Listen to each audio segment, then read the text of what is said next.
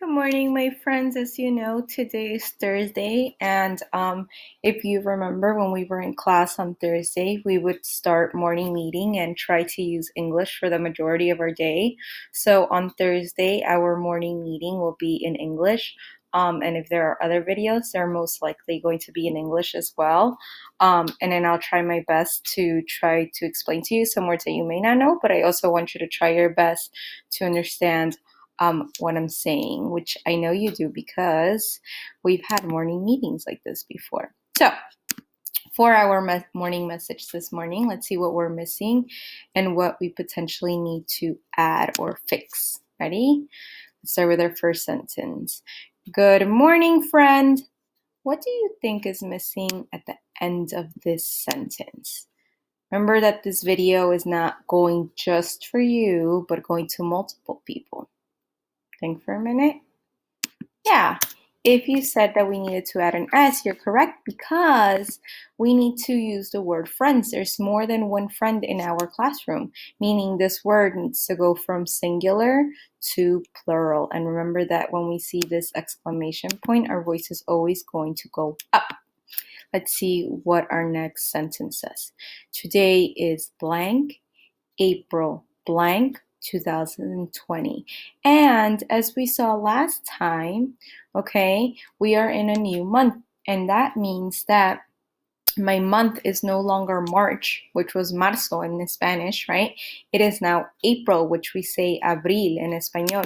And if we look at the word abril in Spanish, okay, I'll put it in yellow, we can see that they actually look very similar, right?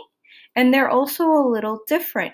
I want you to think of some things that are the same in these two words and some things that may be different about these words. Okay? And when you think about the word abril and April, I want you to think about how we're starting with an uppercase A for English, because in English we write our months with an uppercase and it's with a lowercase in Spanish because that's just a rule in Spanish as well. Now I want you to think for a minute, what are we missing in this sentence? We already said that we have the month. I want you to think, what does this number 2020 represent? Because that will help you also figure out what we're missing in this sentence. And if you need help, you can definitely look at this calendar, which has been changed a little bit because I realized we don't have the days in English here. So I also added the days in English. Now, yesterday was miércoles or Wednesday in English. So what do you think is today's date? Very good. Today is Thursday. So I'm going to write Thursday. And remember that my T is going to be uppercase because in English we write the days with uppercase. The days of the week, I should say. And finally, I am missing my date. Today is actually the 2nd, right? And I need to add this part at the end because I just don't say Thursday, April 2. I say Thursday, April 2nd. Okay? Let's keep going. We will have reading and math. What is your favorite number? Now think about your favorite number for a second. And when it's in your brain, keep it in your brain. And now listen to the next question. How many ones does it have? How many tens? So think about your number. Maybe your number doesn't have any tens. Okay, maybe your number only has ones, or maybe your number has more tens and then ones. So think for a minute about that, and then if you would like, and if you can leave your comment below letting me know your favorite number. For me, I'll tell you my favorite number. My favorite number is 30 because it reminds me of my birthday. Okay, because my birthday is September 30th. And when I look at the number 30, I can see that there are 3 tens, tres decenas, and 0 ones. No tengo unidades. Entonces, en el número 30, para responder esta pregunta, tengo 3 decenas y 0 unidades. Y este es mi número favorito porque es el día que cumplo años, en septiembre 30. Let's finish our morning message. Love, Miss Salamea. Now, moving on to our schedule. Okay, we have morning meeting, reading. We have to finish our reading log. We have recess so that you can relax and have your brain ready for the next activity. You're reading a passage today and completing questions.